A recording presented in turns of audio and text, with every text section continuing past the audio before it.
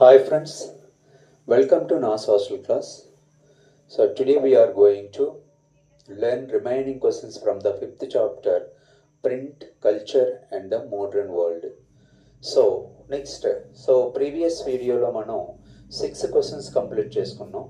Next we are going to from 7th to 13 questions.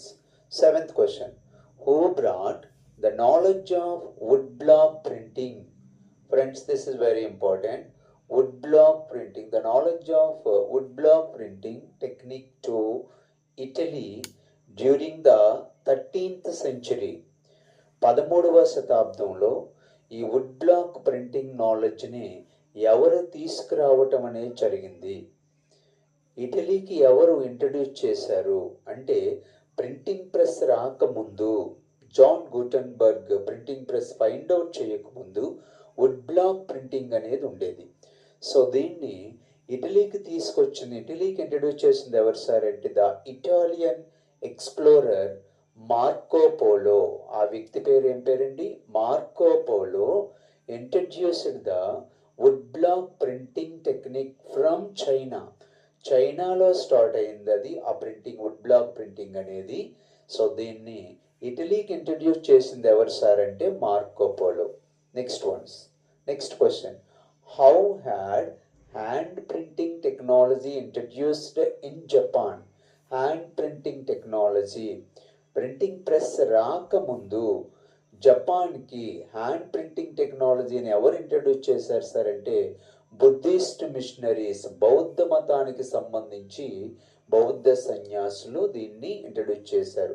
దీన్ని కూడా ఎక్కడి నుంచి తీసుకొచ్చారు సార్ అంటే, దే గాట్ ఫ్రమ్ చైనా నుంచి wood block printing and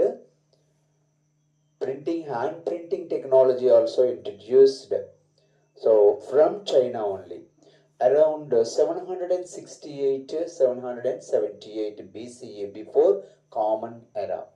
so ఈ టెక్నాలజీని తీసుకొచ్చిన తర్వాత, ఈ హ్యాండ్ ప్రింటింగ్ టెక్నాలజీని తీసుకొచ్చాక, they prepared one of the greatest book, Japanese book.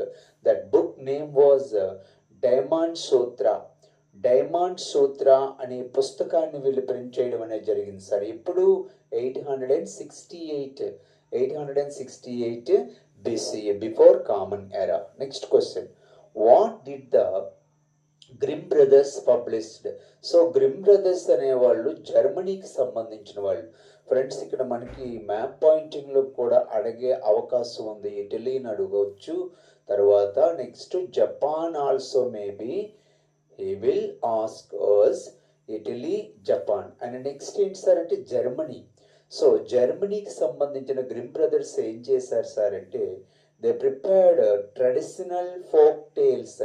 Tiles means stories sir, జానపద కథలు from peasants in the era of 1812లో గ్రిమ్ బ్రదర్స్ అనేవాళ్ళు ఫార్మర్స్ దగ్గర, అంటే వీళ్ళు పల్లెటూళ్ళు తిరిగి పీజెంట్స్ దగ్గర కొన్ని స్టోరీస్ని గ్యాదర్ చేసి వాటిని అన్నిటినీ ప్రింట్ చేయడం అనేది జరిగింది, ఫోక్ టేల్స్ అని చెప్పి. Next one, where was children press setup? This very important. కేవలం పిల్లలను ఉద్దేశించి ఒక ప్రెస్ని, ప్రింటింగ్ ప్రెస్ని వీళ్ళు ఏర్పాటు చేశారు. ఎప్పుడు సార్ అంటే 1857 ఫ్రాన్స్లో అండి. సో ఫ్రాన్స్ కూడా మ్యాప్ పాయింటింగ్లో వచ్చే అవకాశం ఉంది. Next question, name the earliest best known women novelist? So ఆ రోజుల్లో విమెన్ నవలిస్ట్ ఎవరు సార్? బెస్ట్ విమెన్ నవలిస్ట్ ఎవరు ఉన్నారండి అంటే, Jane Austen, the Bronte sisters, the Jane Austen and George Eliot, Bronte sisters, Jane Austen. These are the well-known or best-known women novelists in the earliest time. And next one, who prepared power division cylindrical press? Sir ఇక్కడ ఏంటండి cylindrical press ఎవరు prepare చేశారు sir అంటే, Richard M Hoe. Next, this is very important. What is calligraphy? ఈ question రావడానికి అవకాశం ఉందండి పబ్లిక్లో. What is calligraphy means the art of beautiful and stylized hand writing. Okay అండి, the art of beautiful and stylized writing is called as a calligraphy. Friends, these are the some important questions from the 5th chapter, okay, print culture and the modern world. And next వీడియోలో remaining questions మనం చేయడం అనేది జరుగుతుంది. Okay, thank you so much.